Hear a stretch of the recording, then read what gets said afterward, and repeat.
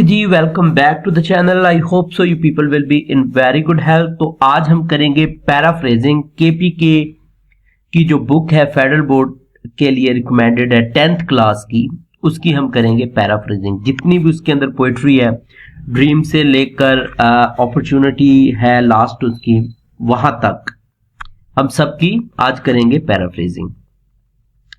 तो सबसे पहले हमारे पास है ड्रीम बाय लैंगस्टन ह्यूजीस की पोइट्री लिखी हुई है ये।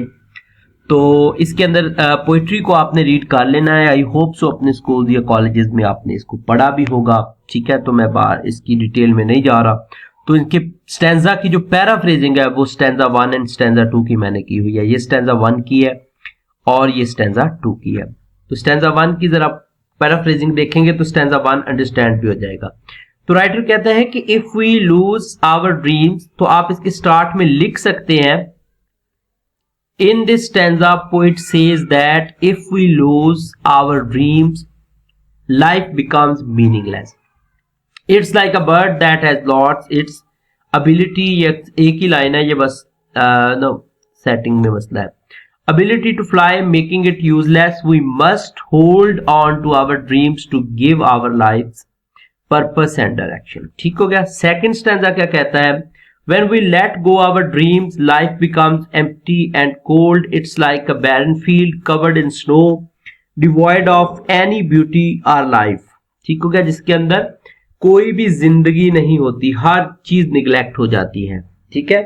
We must cling to our dreams. हमें अपने ख्वाबों को पकड़ के रखना है। To bring joy and fulfillment to our life. अपनी जिंदगी में बेहतरी लाने के लिए।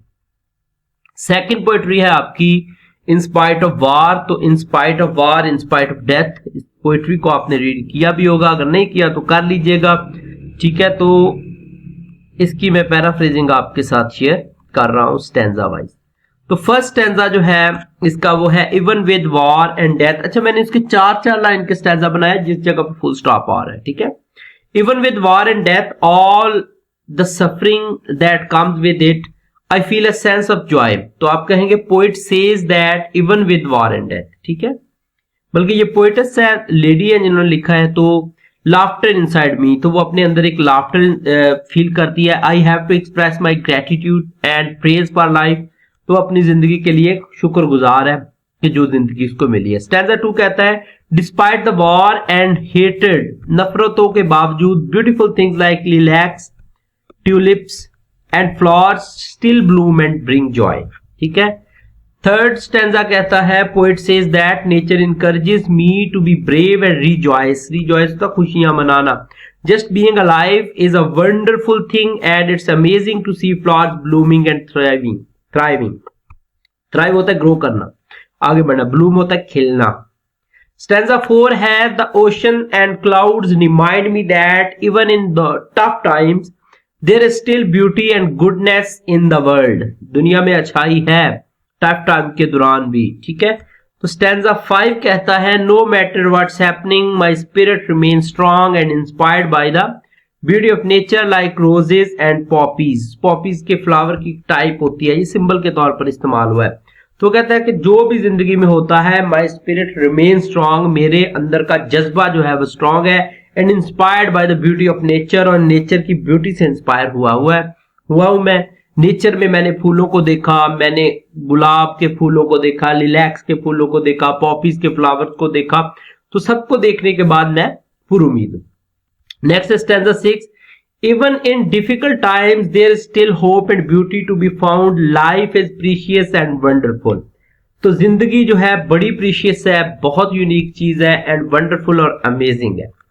स्टैंजा नंबर 7 है, लास्ट स्टैंजा है remember life is full of Joy and beauty. तो राइटर कहती है कि जिंदगी जो है वो याद रखो वो फुल ऑफ जॉय है और खूबसूरती से बढ़ रही है। Even in the midst of the war and hardship, जंग के मिडल में भी है, अगर जंग छिड़ी हुई है हर तरफ तो भी आप मुश्किलात में भी जिंदगी बहुत पुरुमीद है। Wake up and see the goodness that's all around you. तो इसके बाद है हमारे पास third poem the equipment by Edgar Albert Guest ने लिखी हुई है। इसके अंदर वो बच्चे अपने को नसीहत कर रहा है, एडवाइस कर रहा है। इस स्टैंजाज को आपने पढ़ लेना है, एक दफा रीड कर लेना है।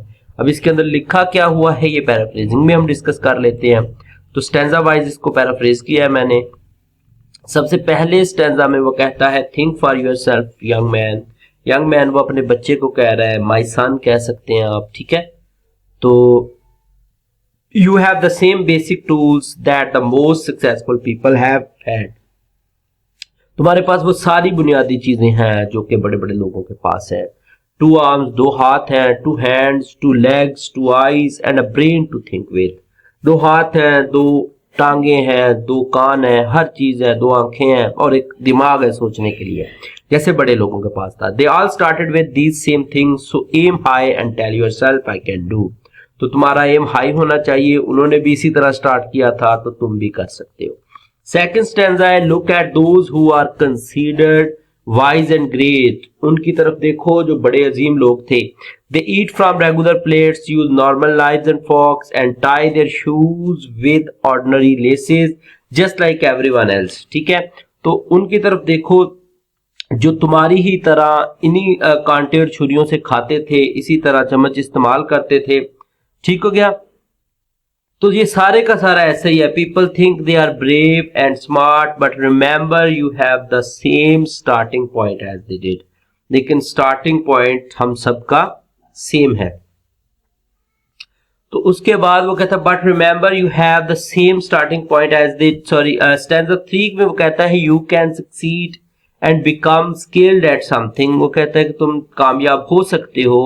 You can be great if you really want to, तो तुम अजीम हो सकते हो अगर तुम चाहोगे।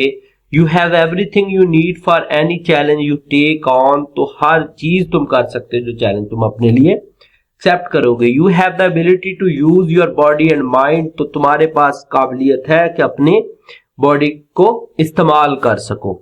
Even those who have done amazing started with no more than you, तो तुमसे बेहतर के साथ स्टार्ट किसी ने नहीं किया था, सबकी स्टार्टिंग तुम्हारी तरह बेसिक थी, बुनियादी थी।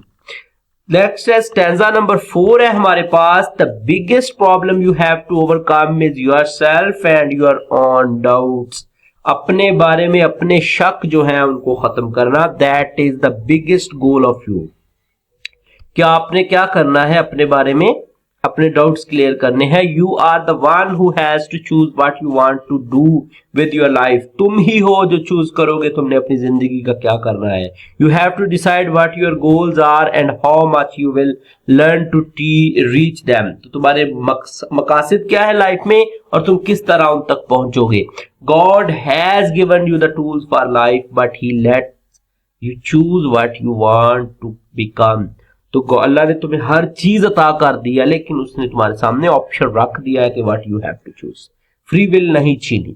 अब देखिए छोटे छोटे सेंटेंसेस में मैंने इसको पैराफ्रेज किया हुआ है। आपने भी इस तरह छोटे छोटे सेंटेंसेस में फुल स्टॉप लगाकर एक मीनिंगफुल सा बनाकर उसको एक्सप्लेन करना होता है। लंबे सेंटेंसेस में जंप करने की कोशिश नहीं करनी, गलतियों के चांसेस बढ़ जाते हैं। Stanza 5, you need courage that comes from inside you. You must find the determination to win within yourself. So think about it. You were born with the same potential as all great people. They all started with the same basic ability. तो तुम्हें अपना मकसद ढूंढना है अपने जिंदगी का और उस पे सोचना है, और तुम सेम पोटेंशियल से के साथ पैदा हुए हो जिसके साथ आम बड़े लोग पैदा हुए थे। तो उन्होंने भी इसी तरह स्टार्ट किया इन्हीं काबिलियत के साथ, और तुम्हारा भी यही हल है। नेक्स्ट पोएट्री अपॉर्चुनिटी, ये असल में पोएम नंबर 4 है आपके पास, ठीक है। तो इसको यहाँ पे कट करके हम 4 कर देते हैं, ठीक है। Opportunity by Walter Malone. तो अपॉर्चुनिटी आपके पास इसके स्टैंजाज आपने रीड कर लेने। It is related to the knock of opportunity that at your door, कि जब मौका आपकी जिंदगी में आता है तो ऐसा नहीं है आप कहते हैं कि मौका बार बार नहीं आता, तो मौका कहता है कि मैं बार बार आता हूं, ठीक है। वो कहता है they do me wrong who से आई कम नो मोर। वो कहता है कि मैं, ऐसा नहीं है कि मैं बार बार नहीं आता, मौका आप लोगों से बात कर रहा है, ठीक है। पर्सोनिफाई किया गया है मौके को, चांस को, अपॉर्चुनिटी को लाइफ में। तो इसको देखते हैं इसके पैराफ्रेजिंग में क्या है। तो काफी थोड़ी लेंथी पोएट्री है ये, तो इसको जरा गौर से रीड करते हैं। Paraphrasing, don't think that I have abandoned you just because I came to your door. वो कहता है कि ऐसा नहीं है कि मैंने तुम लोगों को छोड़ दिया है, just I came to your door and you were not ready, कि मैं तुम्हारे दरवाजे तक आया, तुम रेडी नहीं थे उस वक्त। ऐसा नहीं है कि मैंने तुम्हें छोड़ दिया। I come to your door every day urging you to wake up, rise and take action to achieve your goals. तो मैं तुम्हारे दरवाजे पे हर रोज आता हूं तुम्हें मोटिवेट करने के लिए। अर्जिंग यू मीन के you want to motivate you, okay, to wake up and rise and take action, कि तुम्हें मैं रोज कहूंगा कि एक्शन लो, जिंदगी में आगे बढ़ने की कोशिश करो। Don't waste time crying over missed opportunities are limiting the passing of time. Limit करता है नोहा करना, ठीक है। तो वो कहता है गुजरे हुए मौकों पर ना पछताओ, ठीक है, गुजरे टाइम पे ना पछताओ। Every day is a new chance to start again. I erase the mistake of the past every night and with each sunrise every soul is reborn.